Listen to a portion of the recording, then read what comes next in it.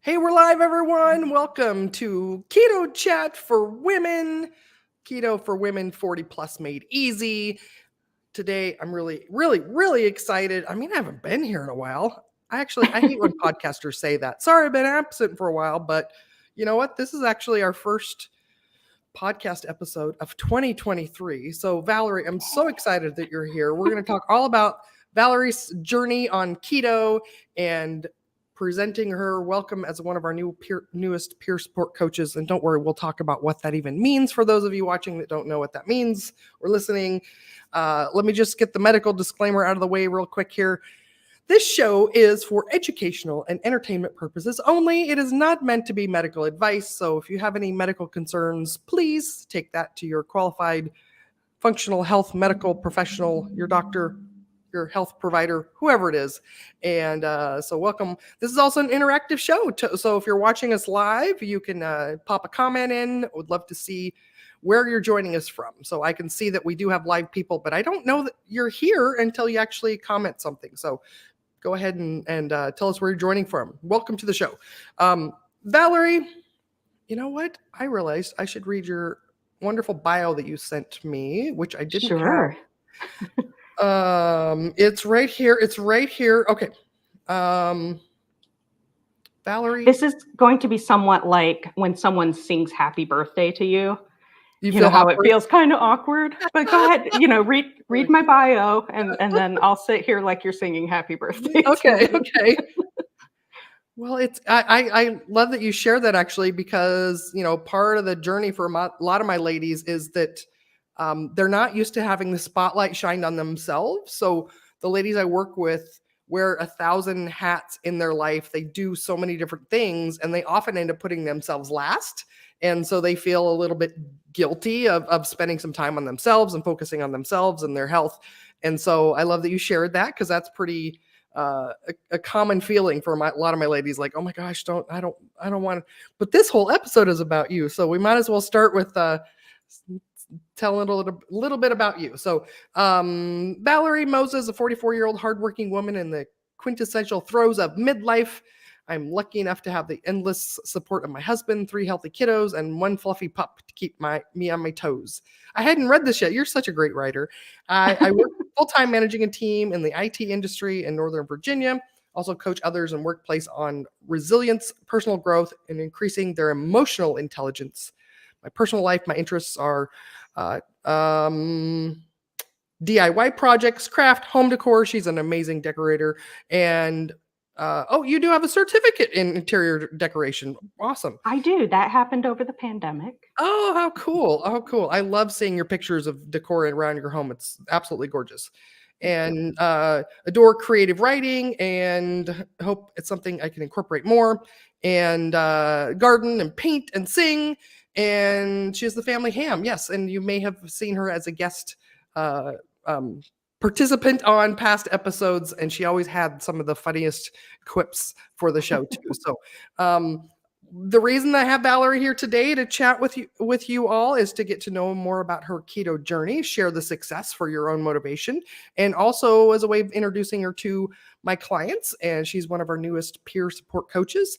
And peer support coach is somebody that I've worked with and has gone through my programs, and for whatever a variety of reasons, they're a really great example of success and support for other clients. So they step in, and as new clients come in to work with me, they partner with them as a peer, and it's just one more person that's there cheering them on, that's been in their shoes, and just to help cheerlead them, and somebody else to ask questions of as well too. So Valorie, I'm so excited to have you, because Thank you for bring having me. so much that to our group. So welcome. Thank you. I'm very, very excited to be here too, especially because probably one of my favorite things to do is to help support others. I mean, words of affirmation's my love language, but if what's the opposite of giving, what kind of love I like to give to other people? Whatever that word is, I just really enjoy being there and supporting people. And I think most of the people who know me understand that about me. And so I think that that's kind of the primary strength that I can bring to your peer support coaching team. Yeah, it's great. And to just your experience with coaching, mentoring, and building emotional intelligence. Emotional intelligence is something we definitely need as we're working through changing our eating habits and maintaining a different lifestyle too. So um, emotional intelligence is something that often, when we remove food as a coping mechanism in our life, then a lot of times the light gets really shining onto our emotions and feelings. And so I love that that's something that you get to help us support with each other too. So Yeah, and I'm excited to do that. And I think it's one of the most important kind of pillars of achieving any measure of success. Should I talk a little bit about the success that I did achieve following your program? yeah, you're reading my mind. That's the next question I was going to ask you is, take us back to before you ever worked with me. What were the things that were going on in your life that were, frustrating that you wanted to change? Like right before you discovered me. Absolutely. So I ended up really seeking you out for a couple of primary reasons. Reason number one is that I found that I needed someone to show me a direction to go in that would be right for me. I needed someone who was willing to actually listen and just show me the right direction so that I can even start getting moving in the right way. Because I was in a spot in my life, it's sort of that grind where you still have small kids in the house, you're working a full-time job, you want to make time for your interests, and you try your best to fit those little moments of joy in, but sometimes it feels like you're burning the candle at both ends. And I was in that space and making sure to take care of everyone else besides myself. I was clear at the bottom of my priority list. And so that's what was going on. And I found that the thing that I was turning to, instead of turning to um, good habits, a supportive community, or some of these really successful ways to sort of bolster your success, and really get your health going on the right track, I was instead leaning on food quite a lot and the wrong types of food. And so what was happening was I was noticing a lot of my symptoms that I had just thought were normal became worse and worse and worse. And then I, started feeling like, well, maybe this isn't normal and I need to do something about it. I am a chronic migraine sufferer. And for as long as I can remember, I've gotten migraines, but I also get joint pain, in my wrists and my hands, ankles, quite a lot. And then I just in that pocket of time, I had become more and more and more overweight as well. So there were a bunch of feelings going on in my head. I felt a little bit stressed and overworked, and I felt like I wasn't taking care of myself and was leaning on the wrong things to try to temporarily make myself feel better. So I started doing some research, and I always knew I was a little bit sensitive to carbohydrates. That's just something that I was self aware about early on, but didn't have any education on what to do about it, and needed to find someone who did and who could teach me. And that's where I found you and your fast track program. So a little, I was in a little bit of a negative space, and I really do try to be that glass half full type of person, but I was having difficulty doing it during that time, Mm. especially because there were a couple of just personal tragedies that I experienced in my life that just stacked onto the crap sandwich. It was not a Mm. good time. Mm. So I Well, found you. the symptoms you describe, like you said, you thought they were normal. And so many of us women are told, well, honey, that's just part of getting older. Oh, that's just like premenopause. That's your hormones, all this stuff that we're told, the migraines, the joint pain, and the fatigue. And there's a very long list of common um, symptoms that women have as they're aging that they're just told is a normal part. Hi, Carrie, my friend Carrie from Seattle. That's awesome. I haven't seen her in a while. Uh, Thanks for joining the show, Carrie. Yeah, and it's amazing now, and this is my 8th year of experiencing this lifestyle myself, and the list of things I know what to expect for people. So when I talk to people before I work with them, very lengthy interview process, an hour or more I spend with each person before let them come on and work with us. And so I've got a really good idea at this point, talking to thousands of women one-on-one for that length of a time. I know all of the things that they're suffering from. And a lot of almost everybody that I'm working with, their primary goal is they want weight loss. That's the big motivator.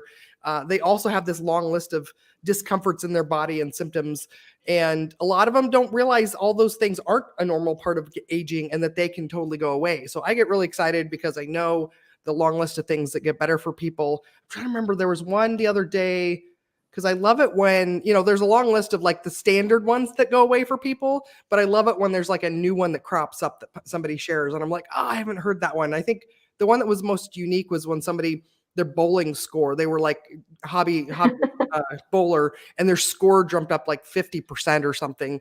And I was like, that's really amazing. So I love that. But it makes sense, doesn't it? When you're supporting your body and giving it what it needs, it kind of increases your dexterity. So why wouldn't yeah, that translate to a higher bowling score? That's a cool one, well, though. and ketosis, especially the way that works in the brain, and then the brain controlling all the nerves in the body as well, muscle function and all that kind of stuff. So it's interesting, all the different things that can get better in the body. So Carrie says she's suffering from menopause hot flashes. Those are no fun. Oh my gosh. Younger ladies and men, you have no idea. It's internal heat that you just feel like you can't even escape. Like, it's like you can't take off enough clothes or cool off enough. So I hope you get some relief from that soon, Carrie. All right. So you found me, you decided you were going to, and will you talk just a little bit about, like, what was that process like for you? Because some of my ladies really struggle with, like, oh gosh, I do everything else. I'm so amazing and tenacious and strong and smart. They beat themselves up like, well, I should be able to figure this out too. Did you have any of that, or what was the mental process of like trying to decide whether you wanted to actually work with somebody else or keep trying to figure it out on your own? So I tend to be a little bit of a control freak too, and feel like I can do everything on my own. I I actually had my doctor, I was doing my regular checkup, and we were talking about a few things, and she actually used the word perfectionist. She said, "You sound Okay. like a perfectionist that can put undue pressure on yourself. Are you a little bit of a control freak?" And I couldn't believe those words got used, at a doctor's office, and I just felt so seen because it's Okay. very true. So I Okay. do feel like I want to have control over everything, and had tried a bunch of things and felt disappointed that I wasn't able to figure it out on my own. But I sort of reached a point where I let that go and just said, all right, I'm clearly at my wits' end here. I can't figure out a path forward, and I know for sure I need more education. Where am I going to get this? So I found you, I reached out to you, and I was able to talk to a real human being. So we had our first conversation, and you really asked some very, I guess I can call it thought provoking questions that made me feel encouraged that I could make the changes necessary. You didn't, make it seem like this is going to be the absolute easiest thing you've ever done in your life. There were no, kind of unreasonable claims or anything like that. And I remember leaving that conversation with you so excited to join the program and feeling like, this is going to give me the toolbox that I need, because there wasn't just one part to it. The toolbox has a lot of things in it, and you package it up, and then we get to be part of this wonderful community that supports us through using all the tools to get to that goal or multiple goals that we want to reach in life, and just create a whole new lifestyle around it. Yay. Excellent. Well, thank you for that.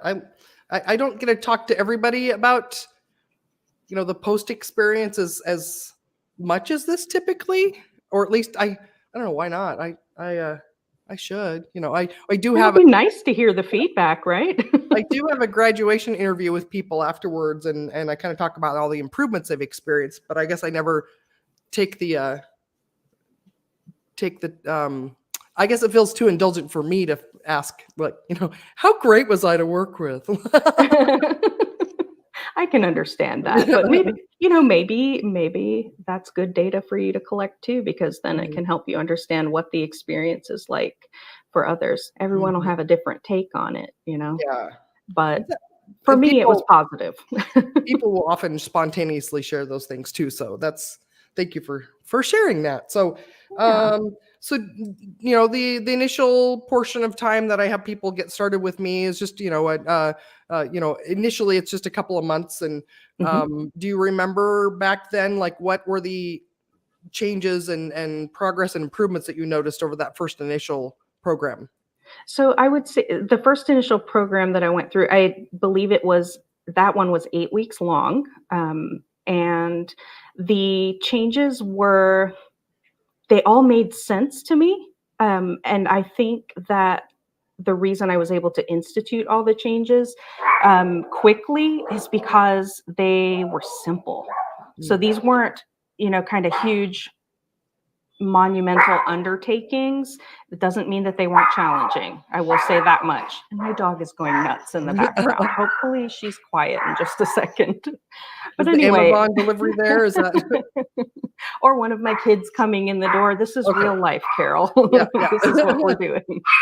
So, See, it, that's how we prove you're not a fake actor that's like just oh no, oh no, no, none of this is fake. But the dog is definitely loud, and I apologize for that.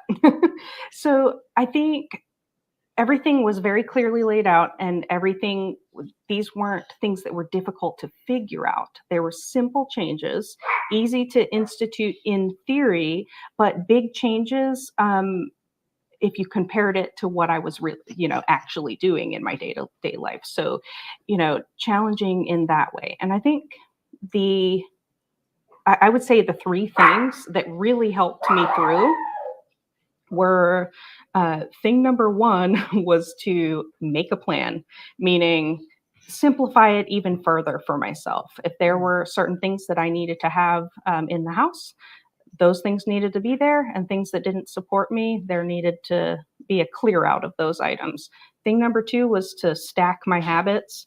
And so some of the things that you laid out in the program, I thought, okay, how can I pair this with something I already religiously do? If I already take my vitamins, what can I sit next to that bottle that is part of the program that'll help me just grab it? Habit stacking, I guess is what they call it. Mhm. And then being part of the community. I showed up to the coaching calls without fail. I always felt like I took something from the calls and deposited something that was valuable to someone else. So it felt really good to be able to encourage other people or tell them, hey, I went through that too. Here's a couple of things I did. Maybe it would help you. Or to ask someone, what did you all do, when you felt this way? And to hear, several different ideas from different perspectives, and to be able to constantly, I guess, edit the way I was doing things day over day. It didn't hurt that in my first week, I already had reduced the amount of migraines that I suffered Mhm. from. I was getting them 4 days a week, Mm. and inside of the first week, it reduced in half. By the time a month came around, I hadn't had. I think maybe there was one. I remember telling you this, Carol. I think there was one headache the whole rest of the month, and so I knew Amazing. It's that some of the. life-changing, yeah. Oh yeah, because it's debilitating, to have Mhm. chronic pain like that, and so it is nice to have a couple of smaller wins right up front like that, and it is encouraging, but I think it was the community that sort of kept me chugging along, because there were moments where I maybe felt some work stress, or the kids were going through something, whatever it was, that made the old habits want to bubble back up. And I think Mm. that's a normal human thing. You want to make the easy decision, but you also sometimes want to make the bad decision, and you're self-aware that it's Mhm. not right for you. And again, just simplifying and having the right things prepared and at fingertip reach was really what made me successful through the program. By the time I reached to the end of it, I had lost weight. It was just a smidge under 20 pounds, and I could not believe it, because I had always thought that I had a very, I don't know, I blamed my body. Mm. I said my body's just weight loss resistant.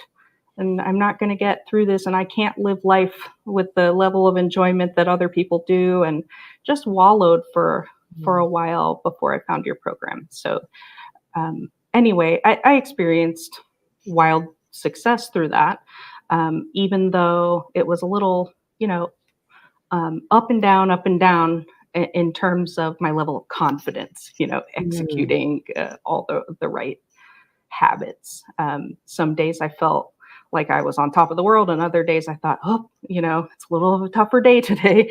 So, I need to give myself some grace or do some deep breathing or something. I remember telling you, Carole, that I had to go create a new space even to read, because I mm, would read right there by the kitchen. mm, There is where there's a little, they call it the mom chair. The rest of the family does. And I would sit in the mom chair right there in clear view of the kitchen. And it would, if one little stressful thought popped in while I was reading, I would want to walk right there 10 feet away and go ahead and grab something, like falling back on an old habit. And so I remember telling you I just moved the reading nook. I moved mm. it to a whole different part of the house, and just, you know, creating a new pattern there really helped me keep the right habits too. You can get creative. You can get as creative as you want. Wow, that's great. Well, and I just want to go back a little bit to something you said too, because that's another thing that's really normal for people is that you talked about there were several moments along your journey where the quick easy choice, the thing that would make you feel a bit better immediately, really called to you, and it's a normal thing, and it's a thing that kind of trips people up is that highly addictive carby foods, sugary carby whatever, they give an immediate reward in our brain. Dopamine, which is a chemical in our brain that makes us go, do that again. And so this is where the challenge with healthy habit change comes in, is because the things that get immediately reinforced or get that dopamine hit, those are the things that get repeated in our life. And the things that have a delayed reward, so like, okay, if you don't eat this now, Valorie, next week you won't have a migraine, but if you eat it right now, you're going to feel better right now. And that's one of the things that makes healthy habits so difficult. So I love how you said that the things that helped you get through that was having the group support, the community, knowing these other people were relying on you to come on and share your success and results, and knowing that you were not the only person trying to do these changes and things like that. So thank you for pointing out that was one of the things that really helped you. So again, not that it's easy, but having the right tools and support made all the difference for you too.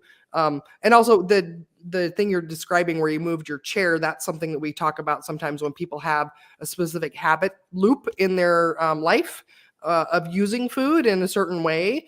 And our brain remembers that entire process and everything that you do. So this is, an evolutionarily thing, evolutionarily, It's a new word. yeah, evolutionary process that designed to help our brain remember where we found the high reward foods, right? So when the berries in the fall or at the end of summer are ripe, without GPS or anything like that, we could actually like remember where it was, what time of year it was, what it smelled like, which trail they were on, or the honey pot that maybe once a year as well. And you can remember where to go find that. So the same thing happens in our day-to-day life, is that if we've consumed a certain, any carby food, the movie theater is a really challenging one for a lot of people too, is that every time they go to the movie, they get, whatever snacks and soda, and they do that every time. And so that can be a challenge for people when they're trying to no longer indulge in those foods when they go to the movie. As soon as they walk in the movie theater, the brain goes, oh, this is where we get all those highly rewarding foods. And the drive, when you've gotten a dopamine reward for doing something a lot of times, when you walk back into that same environment, dopamine actually starts to raise. And that's the signal that's what starts the craving, the urge to do something. And when you've done it enough times, your brain memorizes the entire environment, everything that happens there. It can feel overwhelming to resist that urge because your chemicals in your brain are working against you. So one of the tricks you can do, like you described, is that it sounds like after dinner, your relaxation pattern in the evening was to sit down and read and have some snacks, probably, or some drinks, or both. And so your brain, when you sat in that chair, and I remember that we kind of worked, troubleshooted and worked through this. How can we change this habit loop? How do you not cue that whole autopilot thing?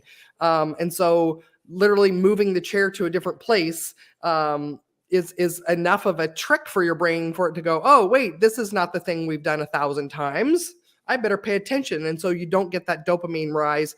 You maybe get a little bit of it because if you're used to using food to cope with stressors, but it's so much lower than the one that you've done 1,000 times, or maybe even more than that if it was your evening ritual too. So thank you for sharing that, that trick that you can do, that if you find that a certain time of the day, and that's a common one for our ladies too, is that the evening, that's usually for our women that work full time, that's the time they finally get to treat themselves. And they're used to treating themselves with, a glass of wine or two, some snacks. And so that can be a hard time for people. Maybe they do really well for breakfast and lunch. And then after dinner, for some reason, they just feel like they can't not indulge in those things too. So the good news is, like you shared, there's a lot of tricks that we can add to your toolbox that help you succeed in those situations too. So yeah. Thank you for allowing me teachable moments as we go along here too. So I love it. I'm happy to be part of it. Yeah. Totally here for it. And I'll just say right here too, thank you so much for coming on here. And I'm just excited to be back and talking with people and interviewing and back on the air. Yeah. I'm season excited. 2 of the show, or 3. I don't know what it is, but anyway. I'm excited for you. Yeah. Okay. So great results, weight loss, and just reduction in pain, migraine pain. Mm-hmm. Yeah.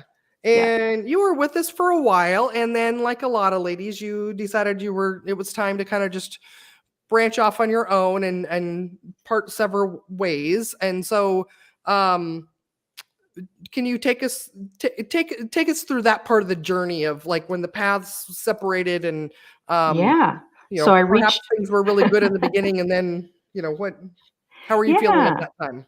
So I reached the old fork in the river, and I decided, okay, well, maybe I can try to kind of branch off and keep this going on my own.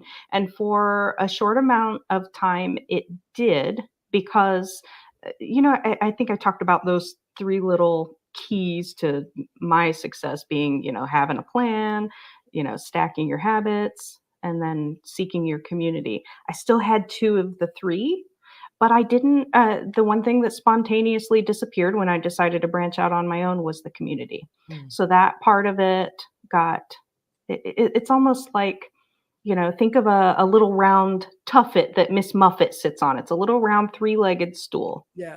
If you take one of the legs off of a 3-legged stool, guess how long it stays a usable piece of furniture? Yeah. It's really not a long time. Whatever amount of time it takes to fall over is really what you get. So, for a little while, it worked just fine. I started to realize after a couple of months that the part that had been most valuable to me is the part that I branched off from. So, and it was the most important pillar for me, and I didn't necessarily realize that at the time. So after some time passed, and I felt a little bit isolated, and sort of closed off from just, like-minded women who were going through very similar things, had very similar goals, and were certainly going about it such a similar way. When that was kind of peeled away and I was left simply to my own discipline as one individual person, the knowledge was there. So I acquired that and got to keep it. And knowing which habits were healthy, that was there. But the community to lean on when things got hard was gone. And so I began to make more and more choices that didn't support my health. And so I kind of felt like I needed a life preserver, a little bit floating out in the ocean by myself. knowing what to do, but not having the right support to be able to continue to do it. It's almost like I took the floaties off way too soon. It's sort of the feeling that was behind it. So, Hmm. in any case, and there's the darn dog again. We made it through there. So I didn't realize I'd have so many like front door traffic instances here tonight. I apologize for that. She really is a cute dog. And I'm I sure can that tell. I'm sure she supports my goals too. But in Yeah. any case, I found myself lapsing a little in back into the other habits again. And so, knowing that I needed that community piece, I kind of just thought, all right, well, then that's what I need to seek again. And that was what brought me back to you again. I've learned so much in my journey. And probably the biggest thing that I've learned is that probably we all need to let go of this idea that success is linear, Mm, and that if it isn't mm, constantly going up and up and up, that we're some kind of failure for mm. it. In fact, sometimes our failures teach us the most, and it certainly, if you're trying to find a silver lining in anything, you can say if you failed, at least you've crossed one thing off of the list that didn't work for you. So now Mm. you know that thing and you can recover from it. Anything is figure outable, is what I like to tell my kids. Anything's figure outable. Let's talk about it. Marie So Forleo, right? Have you heard of her? I haven't. I Oh, haven't. okay. I think that's the name of her book, actually. So Oh, I'll have to look into that one yeah, because it's clearly speaking my language. yeah. But, so success isn't linear. It can look somewhat like a kid in a bouncy house if you're drawing that kind of line. The the idea is to continuously seek improvement and do the things that you're supposed to do most of the time to support that um, kind of continual improvement, and Mm, then lean on people. Don't feel like embarrassed to need to lean on someone, and certainly be part of the community so that you can help others too, because there is such a great feeling that comes along with giving others the information that you've acquired too. Hey, here's a few tips and tricks that worked for me. Hey, I'm here for you. I hear you. I understand what you're saying. Your feelings are valid. You get so many things from the community beyond simple tips and tricks. And here's how it went for me this week. It goes uh, many layers deep, and it really kind of um, it really kind of appeals to that part of us that need togetherness and community. I mean, it's sort of one of the basic human needs almost, is just to have some sort of companionship. And there's no kind of camaraderie like you're going to build when you're tackling the bad habit monster and really trying to improve your health. yeah, and when I was in school for my psychology degree, they talked about all the reasons why group support can be so effective and helpful for people. But over the years of doing this, I've researched it more to find out what is really going on, especially with dietary change with people. And so like you shared that was one of the things that you were missing and you found was essential to your success, and it turns out that there's reasons why it's success. You mentioned some of them too, having that support, not feeling alone, right? Because when you're going low carb, we live in a world where there's high carb foods at every corner and most people are eating a lot of them. And if most people are not healthy, but so you want to have a group of your peers that are doing the same weird, crazy, unsustainable thing that we're trying to do. That's all sarcasm, by the way. So you're not alone. You want to be around other people that do that, and making it part of your identity is also really important as well. And being around others that are similar to you. For example, CrossFitters. One of our other peer coaches is a avid CrossFitter, and that's part of her identity. And one of the reasons that CrossFit works so well as a fitness, people feel like they belong. There's that community. They matter. People notice if they don't show up, and they care about them and want them there. And so, that's one of the reasons why the community is so important. It's positive peer pressure as well, too, right? So if everybody else in the group is conforming and following this lifestyle that's getting them good results, you want to be part of that as well, too. This also goes back to, times when we lived in caves or tribal. It was like, if you're like everybody else in the group that lives together, you're going to survive. If you're the one who's going off all by yourself and trying something that's different than what everybody else is doing, you're probably not going to survive. You're going to die for one reason or another. And so as humans, like you mentioned, we have this drive to be part of a community that we fit into and that we're similar to. And the accountability of it too. So that positive peer pressure and the accountability, it's very motivating. You get excited hearing everyone else's success as well too. And so it's motivating to be part of that as well, instead of trying to do this on your own.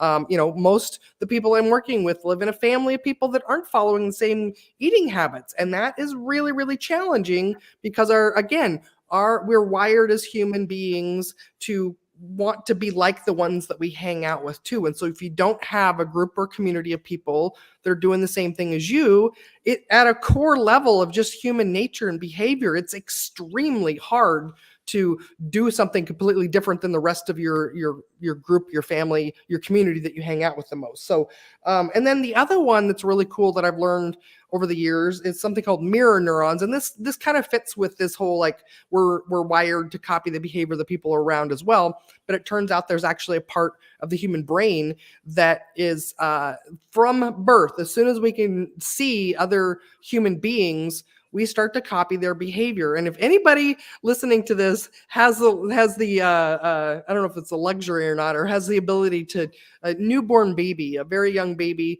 a couple months old, because I can't remember, like, when they're first born, their eyesight is really close. But basically, if they can see you, if you just start sticking your tongue out at that newborn baby repeatedly, they will start to copy you.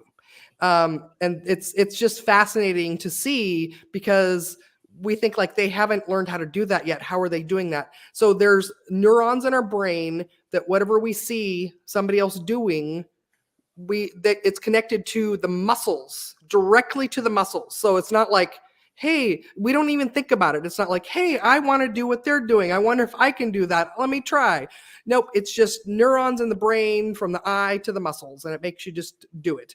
But this is also, it works in all animals. And this is why you'll see, whatever, the duck that was raised by the dog or something like that. And then they will start to develop the same characteristics of dogs, because that's what they were raised around and they saw them doing that. So this is a pro and a con in trying to change eating habits too. So the hard part is that if you're hanging around mostly people that are eating foods that you're trying to avoid, or they don't make you feel well, if you're trying to avoid high carb foods, this is something that people experience usually in the beginning of ketos. If maybe they go to a Mexican restaurant, we all know what they put on the table as soon as you sit down. And I experienced this in the beginning, where it was like I would just notice that my arm kept going towards the bowl of chips. And I'm like, wait, what am I doing? Like, it was not conscious. I didn't notice it, but it was like, wait, because it was like everybody else was doing it. My brain was telling my muscles to do the same thing as well too. And so this is where it can be really challenging when you don't have that support group. But the good news is they work for the positive as well. And so if you hang around, again, that community, like that you noticed is so important, then your brain will go, oh, I'm like these people. I do the behaviors that they do. And so I don't know if you realize all the reasons why it's so important to have that community of other, peers that are doing the same thing. But there's lots and lots of well-researched reasons why it's so important and so effective. Absolutely. No one wants to be a barking duck anyway. Find your tribe. My dog is joined by barking. I have my kitty that's going to join. She's not very good on camera, but this is Miss Bella, 19 years old. Hi, Miss Bella. So I reached out and invited you to come back. It was, do you want to talk a little bit about how we each manifested each other the right time for you to come on as a peer coach? And Sure. Well, I feel like at the same time that I was seeking my community, you were seeking, in addition to the peer support coaching team.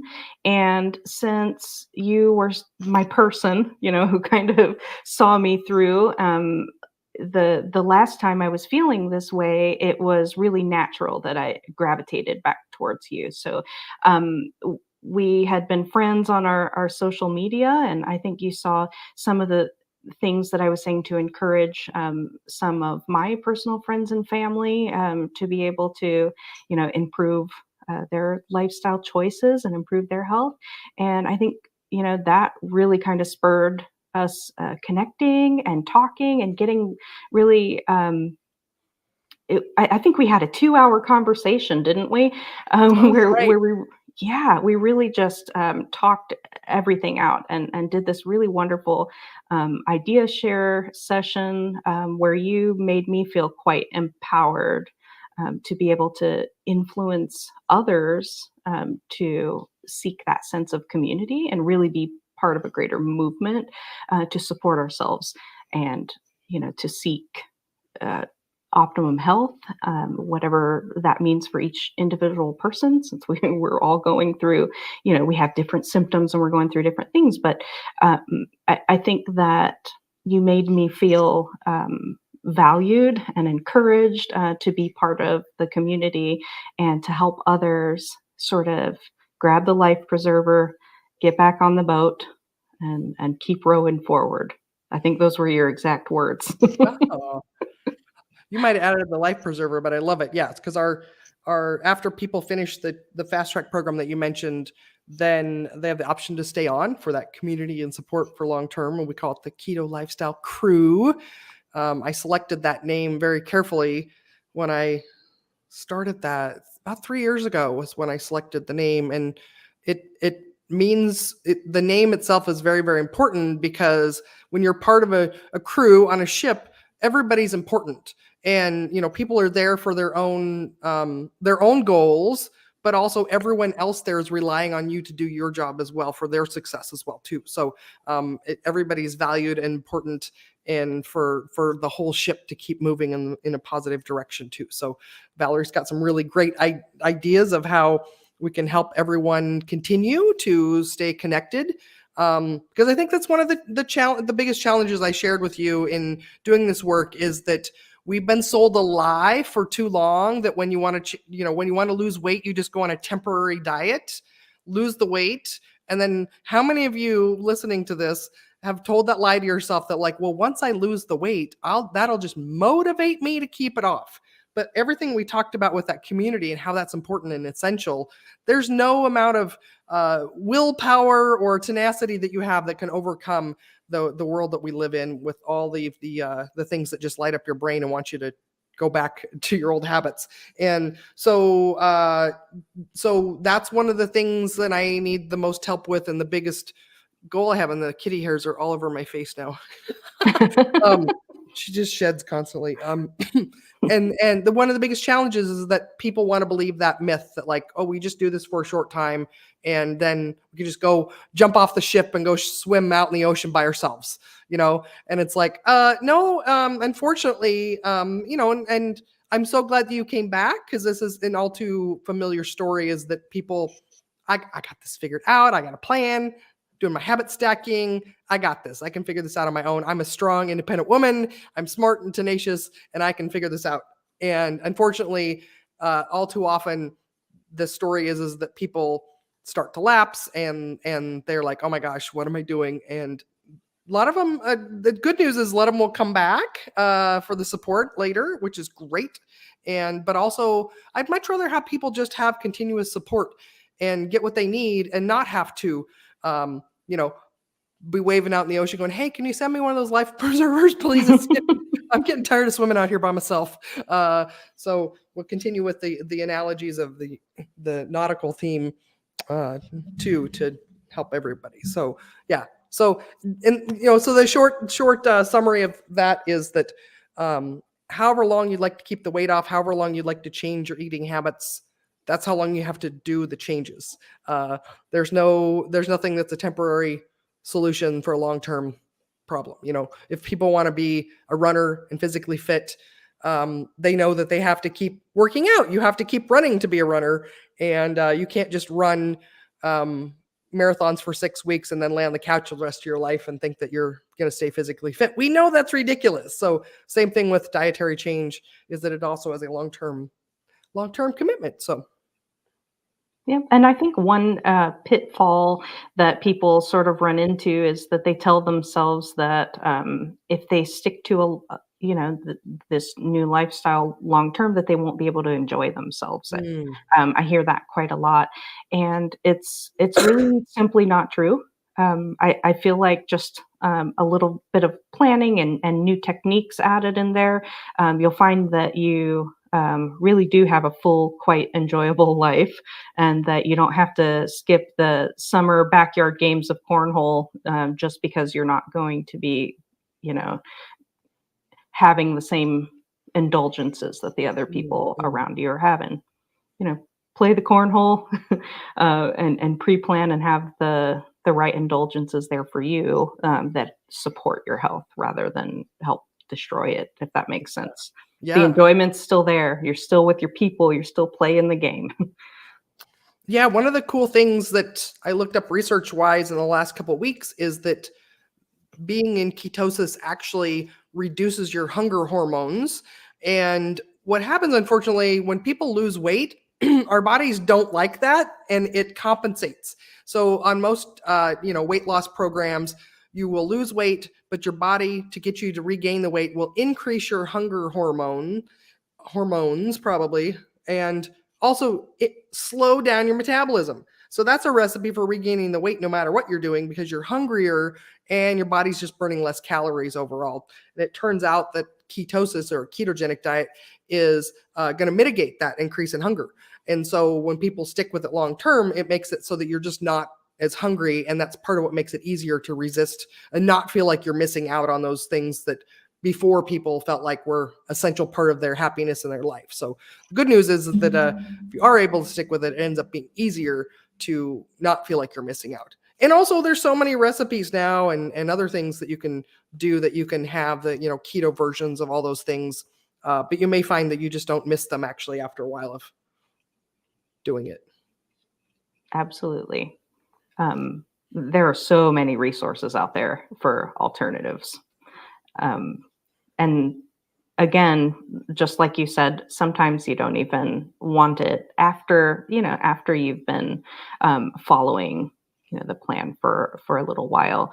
Um, and also, you start tuning in. I think a lot of people say this. You start tuning in to how your body really is actually feeling. And Mm, when you're noticing the pain going away and you're thinking, okay, goodness, that item over there on that table looks like something in my, previous experience that I would have gone face first into. I really know that that'll give me a migraine. Or I mhm, really know that, my joint pain's going to come back. If I have that, it'll take a few days, but that's what happens to me. And you sort of start seeing it in a little bit of a different light, if that makes sense. mhm, And you're almost a little bit averse to even indulging. So, um, you know, when you're satisfied with these kind of nutrient dense sources that you're getting your energy from, it's easier to look at the New York cheesecake and think, I'm not going to have that. Or if you really want it, to look up an alternative and mhm, have a little something that doesn't destroy your health. Um, there's there's a million ways around any excuse that you can sort of make for not taking care of yourself. And sometimes a little bit of a hard pill to swallow, so to speak, but you got to do it. yeah. Well, anything else in closing that you want to share, or you were hoping I would ask you about? I can't think of anything that I wished that you asked me, but I do sort of have a closing, thought that I would love to leave people with, and that is when seek a community. for any reason. It doesn't necessarily have to be because you need help following a ketogenic diet. That's what we're talking about here. But in any aspect of your life, finding a community of like-minded people who will support your goals and your lifestyle is going to be the key to keeping you moving forward. It certainly propels you forward. There's no shame in leaning on folks, on telling people your trials, not just your triumphs, and just allowing a community to support you. And I say allowing a community to support you because some folks just really are afraid to open up that way and allow themselves to have that extra helping hand. And we need to give that gift to ourselves. So if I can leave anyone with a thought, it would be, give yourself the gift of community and know that you're worth the time spent with that community. Oh, I love it. That's so great. Yes. Give yourself permission. 100%. Well, thank you, Valorie, for being here. I'm so excited. Thank you for the introduction to you and also all the teachable moments that are part of this as well, too. So, and thank you for everyone for watching and listening. And I hope to see you all again soon. Thank Bye you. now. Bye.